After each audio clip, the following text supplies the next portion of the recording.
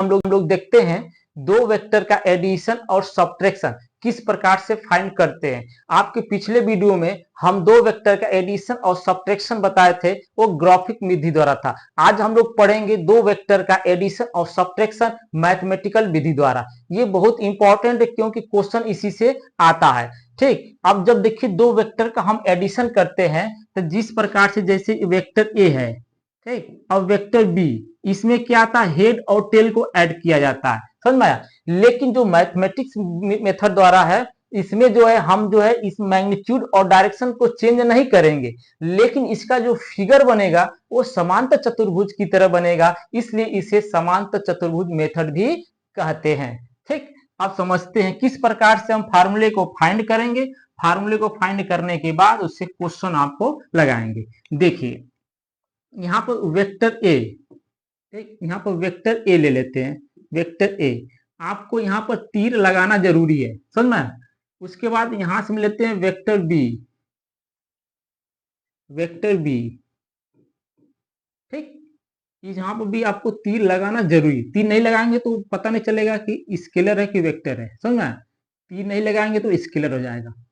अब इसको यहां से यहां मिला देते हैं, ठीक।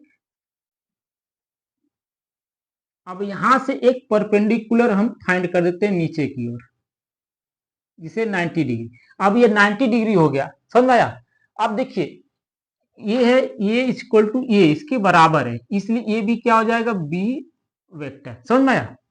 अब इसका कोई ना कोई आप नाम रख लेंगे, कोई भी नाम रख लेंगे अपनी इच्छा अनुसार, A B C D P Q R S T कुछ भी रख लेंगे, ठीक। तो हम यहाँ पर पहले ले लेते हैं ओ, इसको हम क्यू ले लेते हैं, इसको पी ले लेते हैं, इसको एस ले लेते हैं, इसको टी ले लेते हैं, समझ में आया।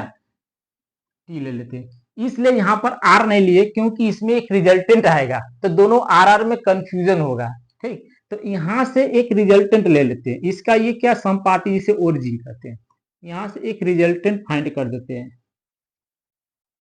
समझ में आया। यहां से A R equal to A plus B, ठीक। ये आपको पिछले वीडियो में बताया था किस प्रकार से आया था, ठीक, कि ए प्लस बी होगा कि बी प्लस ए होगा। अब इसका नाम रख दिए। अब देखिए ओ टी और एस, ये 90 डिग्री है, ठीक। 90 डिग्री है तो जब 90 डिग्री कोण आता है तो उसमें हम, जैसे पाइथागोरस प्रमेय नियम होता है कि कर्ण का स्क्वायर इक्वल टू आधार का स्क्वायर प्लस लंब का स्क्वायर आता है। जिससे hypotenuse square equal to perpendicular square धन बेस का स्क्वायर हो जाता है। उसी प्रकार से हम पहले त्रिभुज लेंगे ओ टी एस, समझ में आया। ये एडिशन के लिए है, त्रिभुज ओ टी एस के लिए लेंगे, ठीक। त्रिभुज ओ टी एस के लिए लेंगे। अब उसी प्रकार से एक त्रिभुज बनेगा पी टी एस, ये भी तो 90 डिग्री है, समझना। अब इसमें जो कोण हम लेंगे, ये पूरा कोण जो होगा आपका, ये थीटा होगा, समझना। ये पूरा कोण थीटा होगा और ये कोण हम अल्फा ले लेते हैं, समझना। अब उसके बाद ये कोण जो थीटा है, उसी पर एकांतर कोण के अनुसार ए बी कोण क्या हो जाएगा, थीटा कोण हो जाएगा, समझ में आया। ए बी कोण थीटा हो जाएगा, समझ में। अब देखिए हम जो कोण लेंगे ओ टी एस, कोण क्या है, अल्फा है, समझ में आया। तो आर स्क्वायर इक्वल टू, ठीक, ओ टी स्क्वायर धन टी एस स्क्वायर, ठीक।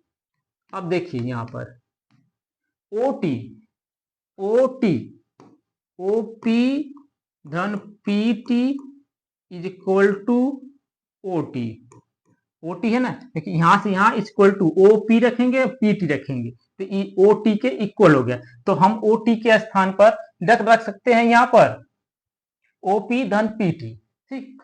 ओ पी धन पी टी का होल स्क्वायर।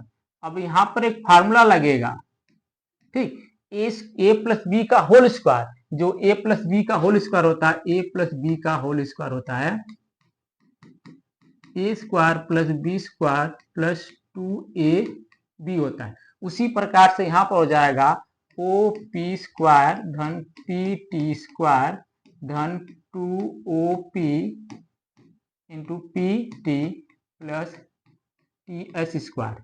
ठीक, समझ में आया? तो अब देखिए यहां पर,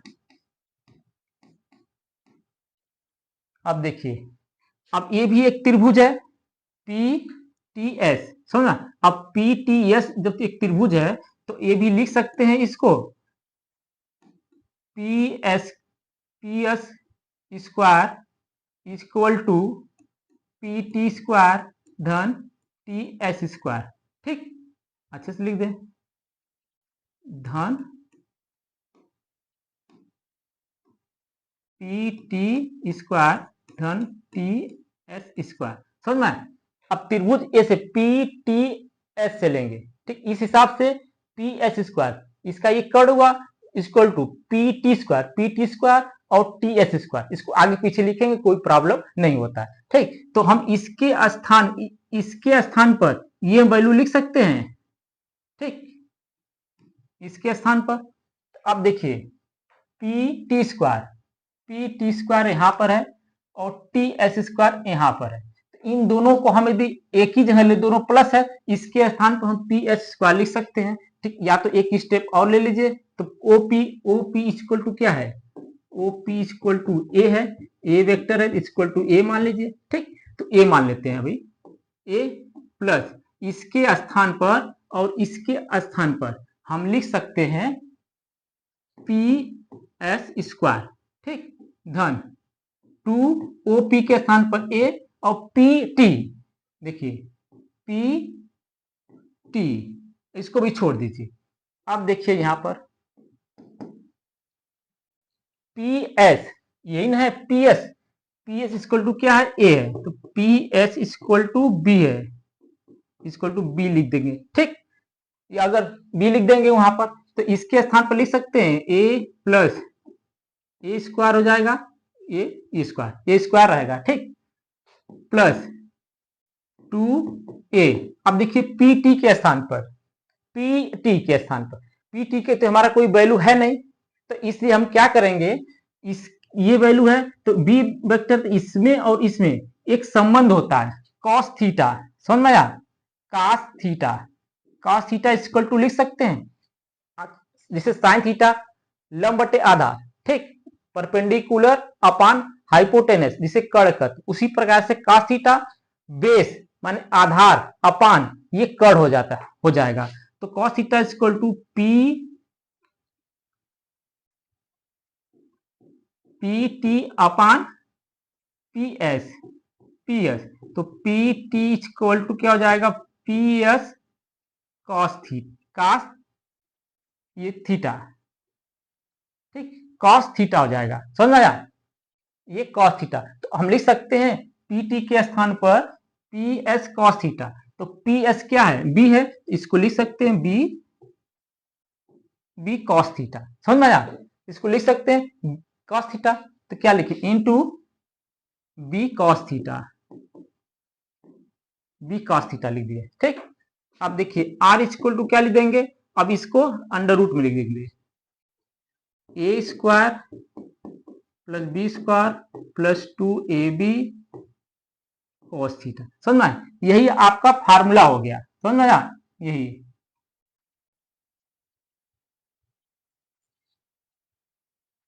यही फार्मूला होगा। अब समझ में आया? अब इसी को जो हम सब्ट्रैक्शन करेंगे,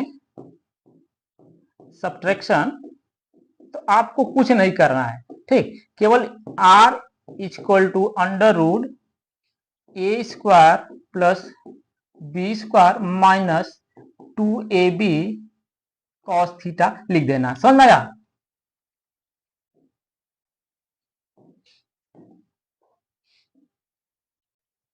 cos थीटा, केवल बीच में आपको माइनस कर देना, इसके यहाँ पर प्लस रहेगा, यहाँ पर आपको माइनस कर देना। ये हो जाएगा सब्ट्रैक्शन, ये हो गया एडिशन, दोनों एक ही साथ हो गया। अब देखिए इस पर क्वेश्चन किस प्रकार से पूछा जाता है। जब क्वेश्चन इस प्रकार से पूछेगा, क्योंकि ये वेक्टर है, तो वेक्टर है तो हमारा वेक्टर क्वांटिटी भी होना चाहिए। तो जैसे पूछेगा कि 3 न्यूटन और 4 न्यूटन का दो बल है, इसको हमें एडिशन करना है।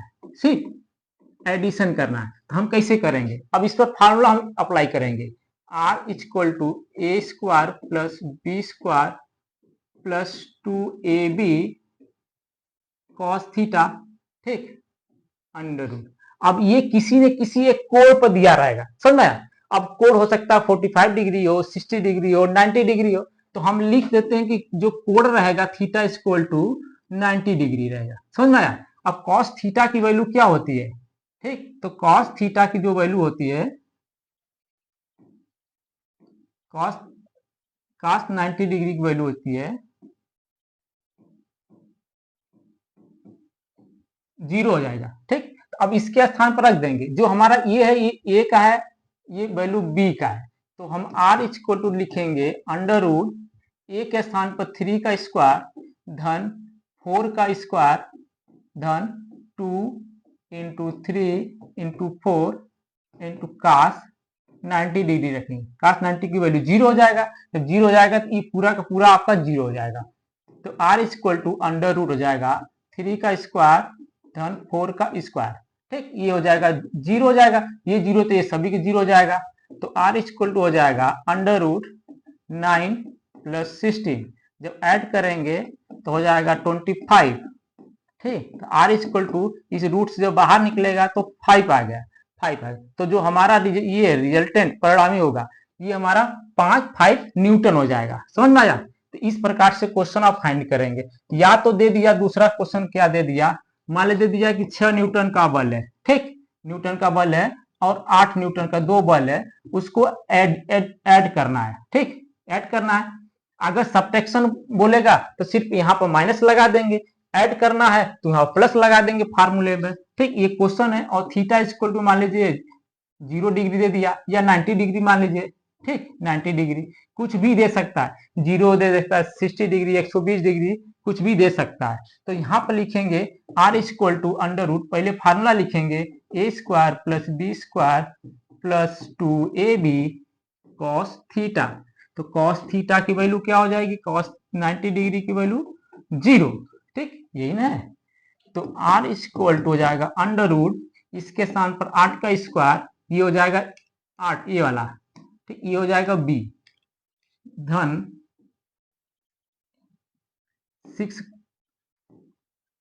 6 का स्क्वायर धन 8 का स्क्वायर धन 2 6 इंटू 8 cos 90 डिग्री, ठीक। तो R equal to under root, ये 36 हो जाएगा प्लस 64 हो जाएगा प्लस ये वैल्यू 0 हो जाएगा, cos 90 की वैल्यू 0, तो सब 0 हो जाएगा, ठीक। तो आर इक्वल टू क्या हो जाएगा अंडर रूट 100, ठीक। अब रूट से बाहर निकालेंगे हो जाएगा 10 न्यूटन, जो आपका रिजल्टेंट आएगा वो 10 न्यूटन, ठीक, समझ में आएगा। उसी प्रकार से निकल रहा है, ठीक। इस फार्मूले पर आपको क्वेश्चन पूछा जाता है, क्वेश्चन आप इसको लगाएंगे, क्योंकि क्वेश्चन में हमेशा जो है डिग्री देगा लगभग 90 डिग्री, 0 डिग्री देता है, अब वहां 60 भी डिग्री दे सकेगा, 60 की वैल्यू रख दीजिए, cos 60 की वैल्यू, cos 0 0 वैल्यू रख दीजिए, 120 डिग्री 120 डिग्री वैल्यू रख दीजिए, ठीक, आप अपने अकॉर्डिंग वहां पर रख लेंगे। तो आई होप आपको अच्छे से समझ में आ गया होगा कि किस प्रकार से ज्ञात किया जाता है एडिशन और सब्ट्रैक्शन, ठीक। देखिए एक आप याद किए एडिशन, सब्ट्रैक्शन ऑटोमेटिक